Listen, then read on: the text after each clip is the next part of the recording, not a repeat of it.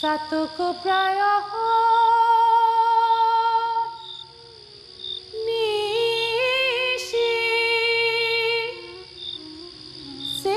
आसे कालो शोषी आमी हब बोले शरण दासी हब बोले शरण दासी ওটা হয় না কপাল গুনে ওটা হয় না কপাল গুনে আমার মনের মানুষের সনে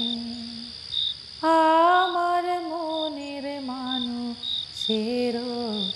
সনে মিলন হবে কত